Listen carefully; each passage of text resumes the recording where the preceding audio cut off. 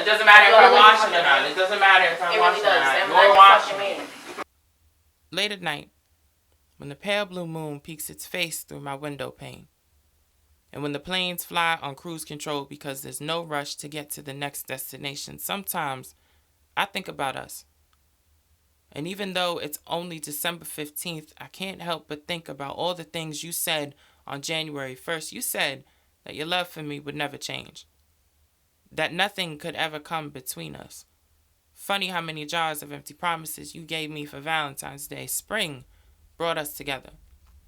The temperature was rising. There was so much hope in the air, so many new places for us to see, but like every beginning of the summer plan, it never goes quite as you expected. I remember when we ran hand in hand to that island in the sun.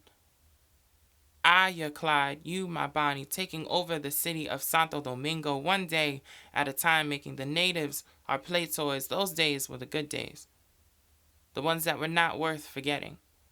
We ran hand in hand out into that deep blue sea.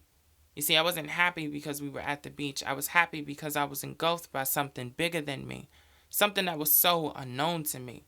But even if I drowned or felt something swim past my leg, I was going to be okay because I had you. During the summer, the air between us became hot and arid. We spent eons pushing each other's buttons, ready to see who was the bigger hothead, and I'll admit, I did get some pleasure out of it. Tell me, do you remember that picnic in Central Park, where we laid in the middle of that big open field under a great blue sky, trying to distinguish what cloud looked like what animal or a friend's profile? We had so many good times. But somewhere on the thin line between love and hate, your sly comments led to my low blows, which was followed by 3 days of the silent treatment and 2 nights one of us slept on the couch. We vowed never to go to bed angry. That bouquet of roses I got you is starting to wither. And even though we sit on opposite ends of the table, the distance between us couldn't be greater. So many silent dinners with side eyes as the entrees pass the regret to toast. Here's to the next few months being full of second guessing, questioning why I said I do led to the worst question of all. Was I even still in love with you?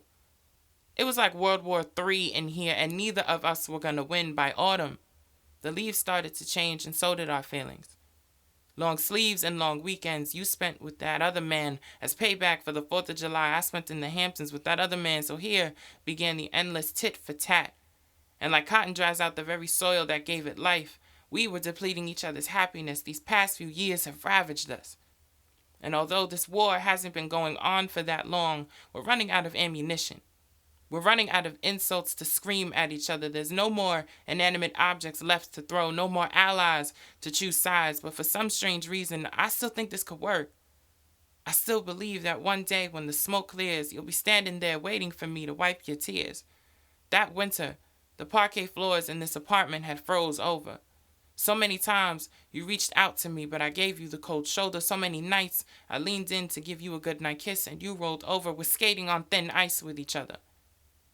But I'm the type to let you keep drowning until you reach for my hand.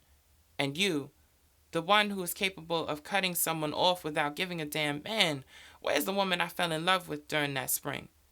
It's December 15th, and I'm staring back at this moon living out of this hotel room, wondering if there's a star I can wish on to help your mother look at me the same way again. I'm sorry this love couldn't endure the 4 seasons. I have no idea what next year will bring.